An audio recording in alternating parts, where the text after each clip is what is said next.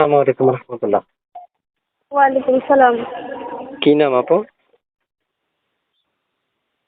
আপনার নাম কি? আমার আপন নাম আবার বলেন। প্রিয়াঙ্কা। বয়স কত? বয়স জি। বয়স 16। কেন আসছেন এই ভিডিওর সামনে? মানে দুপুর থেকে ভিডিও শুনে আসছি। বুঝি নাই। দুপুর থেকে ভিডিওর মাধ্যমে আসছি। বুঝতে পারছেন। দেশে বাড়ি কোথায়? দেশের বাড়ি নোয়াখালী। বুঝি নাই, একটু জোরে বলেন। দেশের বাড়ি নোয়াখালী। আচ্ছা। নোয়াখালী কি লক্ষ্মীপুর। করেন আপনি, কি করেন? মানে ভাই আমি তো মানুষের বাড়িতে কাজকর্ম করি, রান্না বান্নার কাজ করি। ও আচ্ছা আচ্ছা, বিয়ে শাদী হইছে? না ভাইয়া, বিয়ে সাথে এখনো হয় নাই। বিয়ে শাদী বসার জন্য আসছেন তাই না? জি বিয়ে শাদী বসার জন্য আসছিলেন?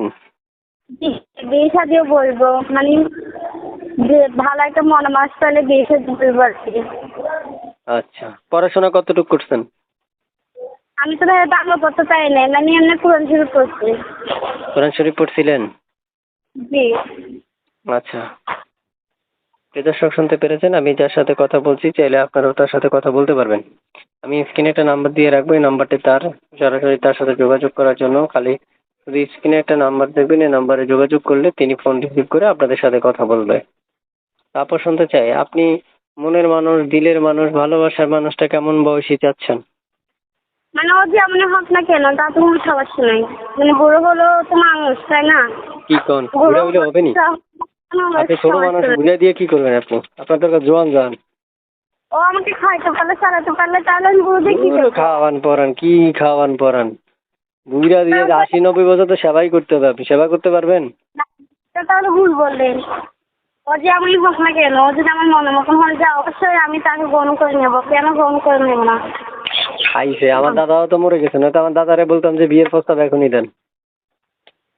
জি বলছি আমার দাদা মারা গেছে, নয়তো আমার দাদারে বলতাম যে দাদা এখনই বিয়ের প্রস্তাব দেন। ভাই দাদা, দিয়ে দিতেন। দাদারে বিয়ে করাইতাম আপনার কাছে, আপনারে। ব্যাস।